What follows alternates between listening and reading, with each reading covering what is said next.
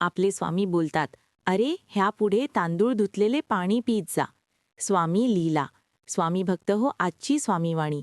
कोंडूनाना वाकनीस ही स्वामींचे अनन्य भक्त होते. ते मालोजी राजेंच्या पदरी नोकरीला होते. एके दिवशी कोंडूनाना खासबागेतील विहिरीत हातपाय धुत होते.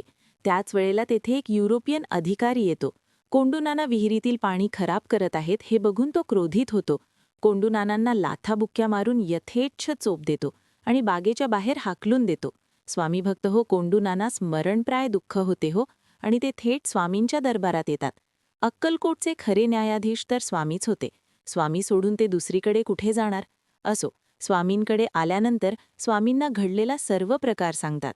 भक्ताभिमानी स्वामींना कळवळा येतो, परंतु स्वामी त्यावेळेला काहीच बोलत नाही. स्वामी शांत असतात. पुढे एके दिवशी अचानक स्वामींच्या काय मनात येते आणि स्वामी त्या युरोपियन अधिकाऱ्याच्या बंगल्यावर जातात. स्वामींचे अचानक झालेले आगमन बघून अधिकाऱ्याची तारांबळ होते. घाईघाईमध्ये स्वामींना खुर्ची बसण्यास देतो, पण स्वामी खुर्चीवर बसत नाहीत. तो अधिकारी स्वामींना अतिशय विनम्रपणे विचारतो की स्वामी, आपल्या आगमनाचा हेतू काय? मी आपली काय सेवा करू? तेव्हा स्वामी त्याकडे अतिशय क्रोधित होऊन बघतात आणि रागाने बोलतात, "अरे, ह्यापुढे तांदूळ धुतलेले पाणी पीत जा." स्वामी भक्त हो स्वामींच्या बोलण्याचा अर्थ तेव्हा अधिकाऱ्याला काहीच समजत नाही, पण काही दिवसांनी त्याला त्याचा अर्थ चांगलाच समजतो. तो असा की एके दिवशी असे घडते की ज्या पायाने त्या अधिकाऱ्याने कोंडूनाना ह्यास माजलेले असते, त्याच पायाला एक विषारी किडा चावतो. त्यास खूप वेदना होऊ लागतात. पुढे त्या वेदना इतक्या वाढतात की त्यास कुबडीशिवाय घरात चालता येईना. स्वामी भक्त हो वेदना इतक्या वाढल्या की डॉक्टरांनी तर पाय काढून टाकावा लागेल असा सल्ला दिला. 2 ते 3 वर्ष ह्या दुखण्याला झाले होते. आता मात्र अधिकारी मनातून पूर्णपणे खचून गेला. असो, स्वामींची कीर्ती अधिकाऱ्याला माहीतच होती. आता त्यांच्या मनात स्वामींच्या चरणी साकडं घालावं असा विचार आला. अक्कलकोटमधील मोरोपंथन काशी ह्या मामलेदारांच्या द्वारे स्वामींना विनंती केली. तेव्हा स्वामींनी त्यास सांगितले की अरे, त्या अधिकाऱ्याला सांग की तांदूळ धुतलेल्या पाण्यात हे अळूचे गड्डे कुस्करून घे. नंतर ते पाणी पायाला लावून उरलेले पाणी प्यायला सांग त्याला. बरे वाटेल. स्वामींचे हे आगळेवेगळे औषध मोरोपंतांनी अधिकाऱ्याला सांगितले. स्वामी भक्त हो तेव्हा त्या अधिकाऱ्यास फार पूर्वी स्वामींनी आपणास तांदूळ धुतलेले पाणी पीत जा हे सांगितले होते ह्याचा अर्थ समजला.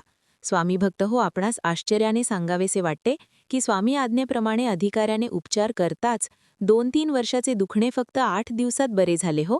हा चमत्कार बघून अधिकारी तर स्वामींना पूर्णपणे शरण गेला. स्वामींचा अनन्य भक्त झाला. स्वामींच्या लीलांचे गुणगान गाऊ लागला. बोला अनंत कोटी ब्रह्मांड नायक परब्रह्म श्री स्वामी समर्थ महाराज की जय. स्वामी बोध.